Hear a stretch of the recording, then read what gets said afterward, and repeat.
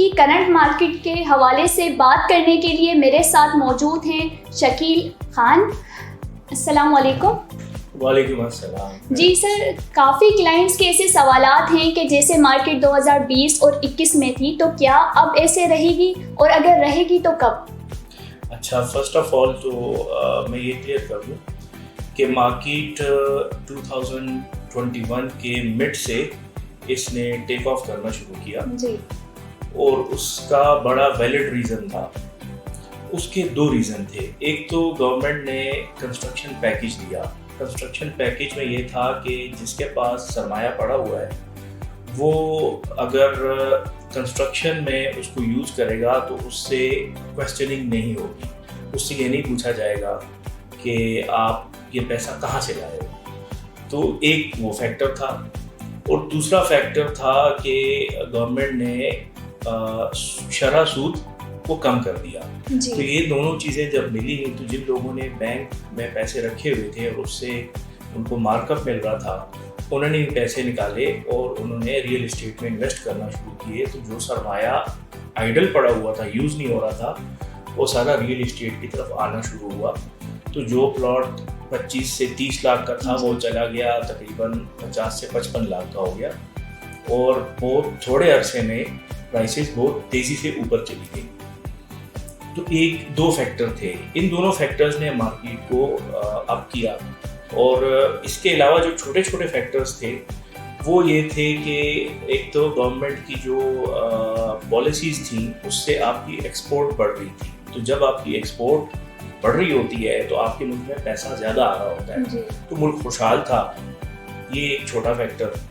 और इसके अलावा जो दूसरा फैक्टर था, आपकी इंडस्ट्री अच्छी चल रही थी, उस वजह से आपको 6% ग्रोथ मिली। तो 6% ग्रोथ का जो इम्पैक्ट था वो बड़ा बेहतरीन था, बड़ा अच्छा था और लोगों को लग रहा था कि ये मार्केट मज़ीद प्राइसेस जो हैं प्लॉट्स की बढ़ती चली जाएंगी। तो उन लोगों ने भी इन्वेस्ट करना शुरू किया।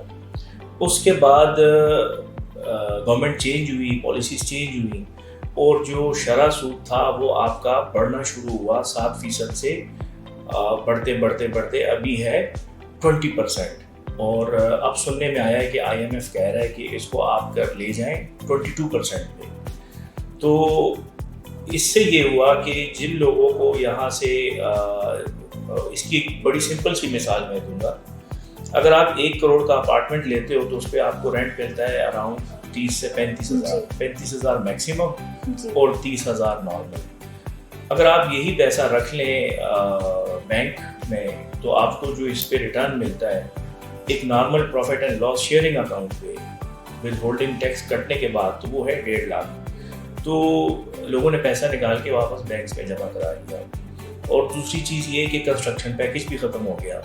तो ये दोनों बड़े फैक्टर थे। और इसके साथ साथ जो छोटे फैक्टर थे वो ये थे कि आपकी एक्सपोर्ट्स भी कम हुई, फॉरेन रेमिटेंसेस भी कम हो गई। पाकिस्तान के अंदर जो आपका GDP ग्रोथ था वो भी कहीं 1.5 पे आ गया। तो ये सारे वो फैक्टर्स थे जिसने रियल इस्टेट के साथ साथ बाकी मार्केट्स को भी डाउन कर दिया।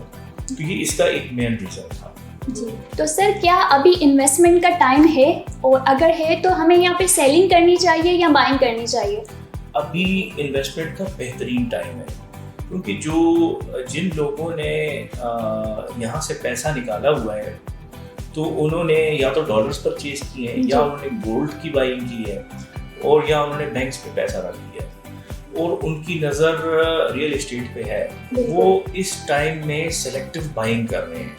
सेलेक्टिव बाइंग का मतलब ये है कि अगर कोई मजबूर है और एक प्रीसेंट है जिसमें प्लॉट की कीमत चल रही है 30 लाख या 32 लाख, अगर उसी प्रीसेंट में 27-28 लाख की चीज़ आती है या प्लॉट आता है तो वो उसको उठा लेते हैं। सेलेक्टिव बाइंग कर रहे हैं। तो आप ये देखिएगा और ये मेरी वीडियो जो है ये वैसे भी YouTube पे होगी, जो नाजरीन हैं वो ये देखेंगे कि जैसे ही शरह सूद कम होना शुरू होगा तो लोग बैंक्स वगैरह से पैसे निकाल कर और इकोनॉमी थोड़ी सी स्टेबलाइज होगी तो आप का जो रियल इस्टेट है ये वापस ग्रो करना शुरू करेगा। ग्रो करने से मेरा मतलब ये है कि कंस्ट्रक्शन भी अच्छी हो जाएगी और प्लॉट्स की कीमतें भी जो है वो भी अप होना शुरू हो जाएंगी। और इसका जो टाइम है कि मुझे जो समझ आ रही है स्टडी के बाद वो ये है कि 2023 के एंड पे कुछ बेहतरी आना शुरू हो जाएगी। जिन लोगों ने सिलेक्टिव बाइंग की होगी उनको थोड़ा सा फ़ायदा भी हो जाएगा और 2024 में मार्केट वापस रिकवर करना शुरू करेगी। सही सर, अभी की मार्केट में आप हमारे क्लाइंट्स के लिए क्या पैगाम देना चाहेंगे?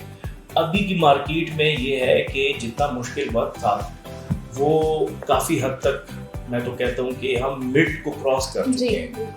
ऐसा नहीं है कि इससे मज़ीद और मुश्किल टाइम आएगा। मुझे लगता है कि हम मिड को क्रॉस कर चुके हैं और इसके बाद इस टाइम में आपके लिए मशवरा ये है कि आप सिलेक्टिव बाइंग करें और चांस डील ढूंढें और उसको बाय करें, क्योंकि मार्केट मुझे नहीं लगता कि इससे मज़ीद नीचे जाएगी। ऐसा नहीं हो सकता कि पाकिस्तान में जो शरह सूद है वो 25 पे चला जाए। 20-21 जिन ममालिक की इकॉनमी बहुत ही ख़राब हुई है तो उनकी 20-21 तक गए और उन्होंने ऊपर उसको नहीं किया। तो मेरे ख्याल में ये टाइम है सेलेक्टिव बाइंग की और जो चीज़ आपको मिल रही है चांस डील के तौर पे आप बिल्कुल उसको उठाएं।